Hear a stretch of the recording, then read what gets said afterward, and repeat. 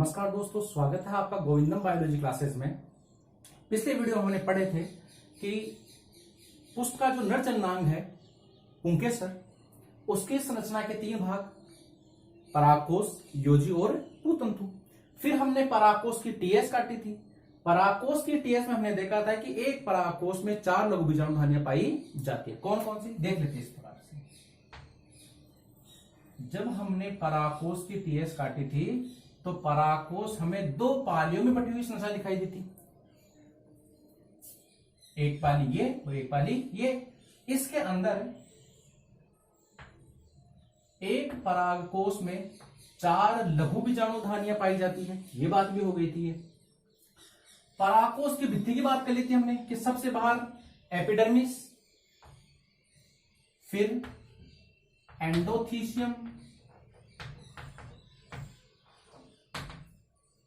ये एपिडर्मिस थी, सबसे बाहर वाली एपिडर्मिस। सेकंड नंबर पे एंडोथीशियम। एंडोथीशियम के अंदर की साइड में 1 से 3 परतों के रूप में जो पाई जाती है उसे हमने कहा था मिडिल लेयर, मिडिल लेयर। और चौथी परत के रूप में जो ये पाई जाती है यहां पे, चाहे तो आप इसे भी बोल सकते हो, ये भी हो सकती है, ये जो एक कोशिकीय परत पाई जाती है एकल परत के रूप में, इसे हमने कहा था टेपिटम की परत। चाहे आप इसको बोल सकते हो पोस्टडाई उत्तक। तो आज का हमारा जो टॉपिक है वो टेपिटम ही है कि लघु बीजाणु धानी की भित्ति में जो चौथे नंबर की जो परत थी टेपिटम से बोलते हैं, वही टॉपिक है आज अपना। इसे हिंदी में बोलते हैं इसको पोस्टडाई उत्तक। देखिए कहां पे होता है ये टेपिटम, वो एकल परत के रूप में पाई जाती है। और लघु बीजाणु धानी में जो बीजाणुजन जो उत्तक पाए जाते हैं, बीजाणुजन उत्तक या फिर बीजाणुजन कोशिकाएं बोल दो, इनको ये एकल परत के रूप में घेरे रखने का कार्य करती है। ये शुरुआत के अंदर ये जो टेपिटम की जो कोशिकाएं हैं ये एक केंद्रीय की अवस्था में होती है। ये एक केंद्रीय की अवस्था में होती है, लेकिन जब टेपिटम की कोशिकाएं परिपक्व अवस्था में होती है तो ये एक केंद्रीय की अवस्था से बहु केंद्रीय की अवस्था, बहु केंद्रीय की अवस्था, और ये बहुगुणित हो जाती है। इसकी गुणिता भी क्या हो जाती है, ज्यादा हो जाती है। तो जब ये टेपिटम की कोशिकाएं हैं शुरुआती दौर में एक केंद्रीय की होती है, लेकिन बाद में ये बहुकेंद्रीय की या फिर बहुगुणित अवस्था में हो जाती है साहब। और आगे देखिए, टेपिटम की जो कोशिकाएं हैं ये 2 प्रकार की होती है। ये पुष्पी पार्कों में कितने प्रकार की होती है, 2 प्रकार की। कौन कौन सी, यहीं पे देख लेते हैं। पहला है अमीबीय टेपिटम। अच्छा, ये किस आधार पे है? ये जो टेपिटम की कोशिकाओं के जो प्रकार है वो है, ये जो टेपिटम का जो इनका जो मुख्य कार्य है इस परत का, ये इन कोशिकाओं का, वो है ये जो बीजाणुजन कोशिकाएं हैं इनको पोषण प्रदान करने का कार्य है। तो पोषण प्रदान करने के तरीके के आधार पर, इनके कार्यों के आधार पर और इनकी जो स्ट्रक्चर इन सेल्स के, इस आधार पर टेपिटम की सेल्स वो 2 प्रकार की होती है। कौन कौन सी? पहला हो गया अमीबीय टेपिटम और दूसरा है ग्रंथिल टेपिटम। अमीबीय टेपिटम और ग्रंथिल टेपिटम पोषण प्रदान करने के आधार पर, कार्य के आधार पर, इस प्रकार से ये। तो इस प्रकार से टेपिटम है, ये बीजाणुजन जो उत्तक है उन्हें क्या करती है, घेरे रखने का कार्य करती है। एकल परत होती है, शुरुआती दौर में एक केंद्रीय की अवस्था में होती है, लेकिन जब टेपिटम की सेल्स जब परिपक्व होती है तो ये बहुकेंद्रीय और बहुगुणित अवस्था में हो जाती है। मुख्य कार्य इनका यही था टेपिटम का, ये जो बीजाणुजन जो उत्तक है इनको पोषण प्रदान करने का कार्य करती है। अब हमें इस बात का पता भी है कि ये जो बीजाणुजन उत्तक है ये बीजाणुजन कोशिकाओं से मिलकर के बने हैं, स्पोरोजिनस सेल्स से मिलकर के बने हैं। ये जो स्पोरोजिनस सेल्स है यही आगे जाकर के लघु बीजाणु मात्र कोशिकाओं में क्या हो जाती है, कन्वर्ट हो जाती है। अब चाहे इन्हें आप लघु बीजाणु मात्र कोशिका बोल दो और चाहे आप इन्हें पराग मात्र कोशिका बोल दो। ये किस अवस्था में होती है सब? ये होती है द्विगुणित अवस्था में। कौन? लघु बीजाणु मात्र कोशिकाएं द्विगुणित अवस्था में होती है। ये जो लघु बीजाणु मात्र कोशिकाएं हैं यही आगे जाकर के अर्धसूत्री विभाजन द्वारा लघु बीजाणुओं का निर्माण करेगी। एक द्विगुणित लघु बीजाणु मात्र कोशिका 4 अगुणित लघु बीजाणुओं का निर्माण करता है, जिसे हम बोलते हैं लघु बीजाणुजन की प्रक्रिया बोलते हैं। आगे आ जाएगा टॉपिक ये। तो हमें अब पढ़ना है कि टेपिटम के कार्य क्या क्या है। ये जो टेपिटम है ये क्या क्या कार्य करती है। तो देखिए शॉर्ट के अंदर मैंने थोड़ा सा लिख रखा है। आप चाहे तो इसे उतार भी सकते हैं। एक एक कार्य के बारे में अपन देख लेते हैं। ये देखिए सबसे पहले क्या करती है, और ये सबसे पहले बोल दो, चाहे आप इसे टेपिटम का जो मुख्य कार्य बोल दो कि टेपिटम जो उत्तक है, ये इन्हें बोलते हैं पोषदायी उत्तक। इनका सबसे मुख्य जो कार्य होता है वह यही होता है कि बीजाणुजन जो कोशिकाएं हैं, या फिर आप आगे बोलते थोड़े जब ये आगे डेवलप हो जाएगी तो लघु बीजाणु जो मात्र कोशिकाएं हैं, फिर आप लघु बीजाणु बोल सकते हो आप, ये इनको पोषण प्रदान करने का कार्य करती है। तो पहला कार्य यही हो जाता है कि जो बीजाणुजन जो सेल्स होती है, इनको पोषण प्रदान करने का कार्य कौन करती है? टेपिटम ही करती है। ये कौन करती है? टेपिटम। तो टेपिटम इनको क्या करती है? पोषण प्रदान करने का कार्य करती है। यहाँ पे एक क्वेश्चन बन जाता है बड़ा शानदार वाला कि बताइए कि यदि लघु बीजाणु या परागकणों के परिपक्व होने से पहले ही यदि टेपिटम की जो सेल्स है वो नष्ट हो जाए तो परागकणों या फिर लघु बीजाणुओं के परिपक्वन पर क्या प्रभाव पड़ेगा? ये कंपटीशन में आ जाता है, ये बोर्ड एग्जाम में आता रहता है। तो देखिए यदि परागकण के परिपक्व होने से पहले ही टेपिटम नष्ट हो जाती है तो इस प्रकार के जो परागकण डेवलप होंगे वो या तो होंगे बंद प्रकृति के, बंदे का मतलब उनमें आगे जाके अंकुरण की क्षमता नहीं होगी। कैसे होंगे? ये अविकसित हो सकते हैं, या फिर इनका जो मुख्य है वह स्टेराइल प्रकार का होगा, बंद प्रकार के होते हैं ये। इसलिए टेपिटम पोषण प्रदान करने का कार्य करती है, बहुत ही इंपॉर्टेंट परत के रूप में काम करती है ये। तो पहला कार्य हो जाता है ये। दूसरा देखिए, ये जो टेपिटम है ये एक एंजाइम का इस्तेमाल करती है, उसको बोलते हैं केलेज एंजाइम। क्या बोलते हैं उसको? केलेज एंजाइम। अब हमें ये देखना पड़ेगा कि ये केलेज एंजाइम है, ये कार्य क्या करता है। देखो क्या होता है कि जब लघु बीजाणुजन कोशिका आगे जाके लघु बीजाणु मात्र कोशिका में कन्वर्ट हो जाती है, एक लघु बीजाणु मात्र कोशिका है वो 4 लघु बीजाणुओं का निर्माण करती है। और ये जो 4 लघु बीजाणु बनते हैं ये क्या होते हैं कि शुरुआत में ये 4-4 के गुच्छे के अंदर होते हैं। ये ऐसे ही एक लघु बीजाणु मात्र कोशिका से 4 क्या बनते हैं? लघु बीजाणु बनते हैं। लेकिन ये जो 4 लघु बीजाणु बनते हैं ये कैसे होते हैं? ये गुच्छे के अंदर होते हैं, 4-4 के गुच्छे में। क्यों? क्योंकि इन लघु बीजाणुओं के चारों तरफ एक केलोज नाम रासायनिक पदार्थ है, उसकी क्या होती है? परत होती है ये। तो इस केलोज परत के कारण से ये चारों लघु बीजाणु आपस में क्या होते हैं? जुड़े हुए होते हैं। 4 लघु बीजाणु, 4 लघु बीजाणु, 4 लघु बीजाणु, इस प्रकार से गुच्छे के रूप में यहाँ पे होते हैं ये। इसको बोलते हैं चतुष्क। क्या बोलते हैं इसको? चतुष्क बोलते हैं इसकी, चतुष्क, 4-4 गुच्छे के रूप में ये। तो ये जो ये लघु बीजाणु तो चतुष्क के रूप में होते हैं केलोज परत के कारण से। तो इस केलोज परत को तोड़ने का काम करता है केलेज एंजाइम। टेपिटम क्या करती है?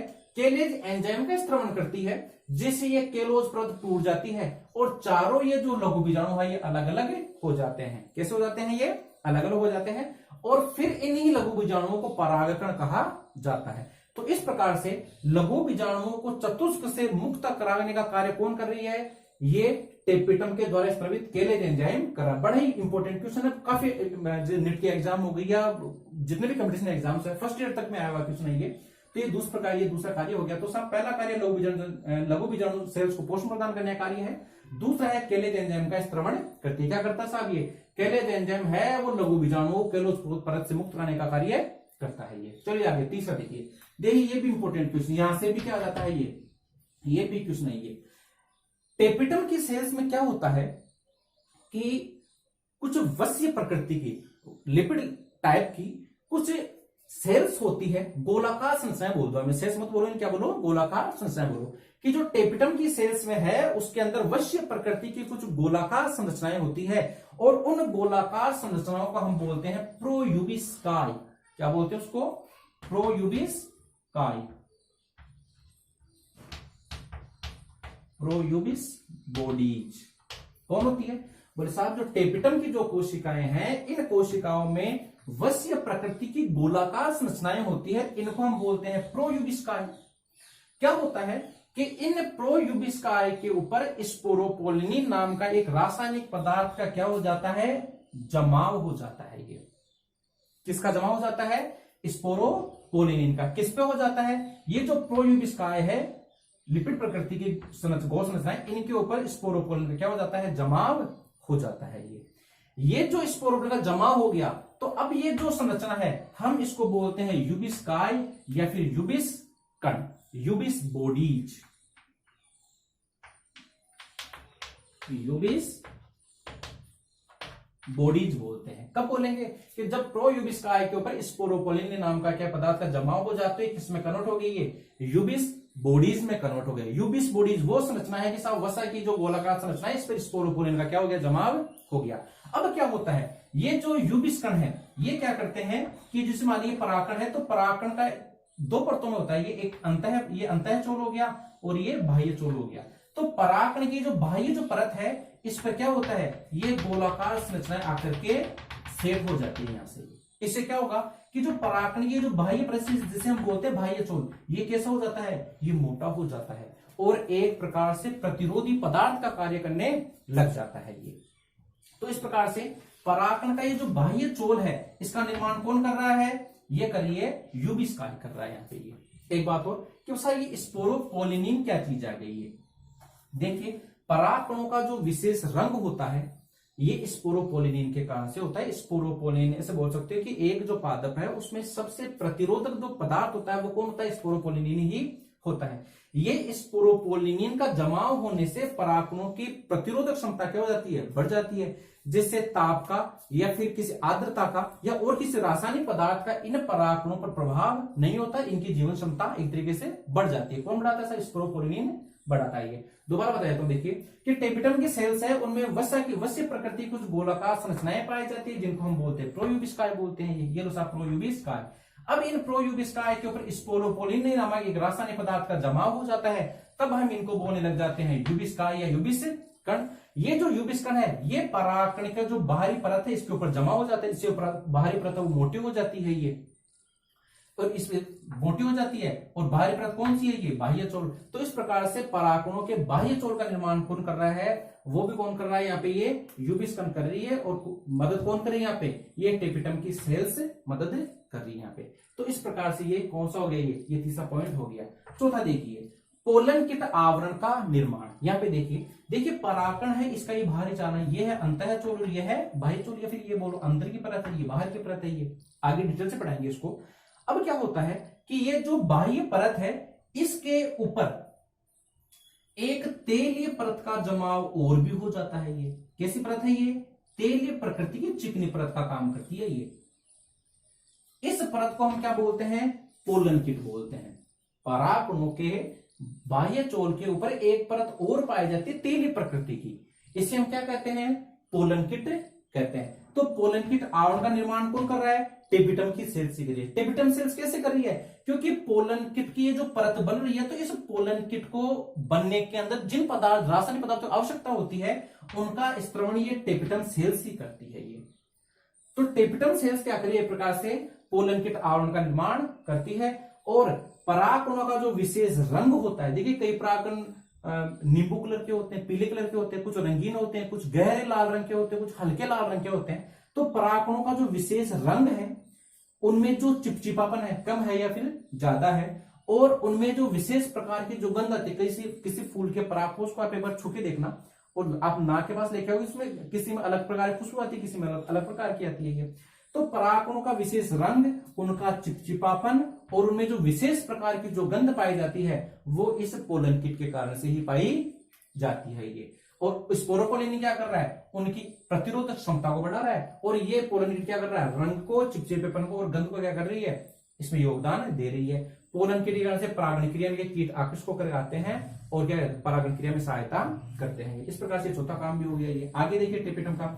टेपिटम जो सेल्स है उनके द्वारा कुछ विशेष प्रकार के हार्मोन्स का स्त्रवण भी किया जाता है।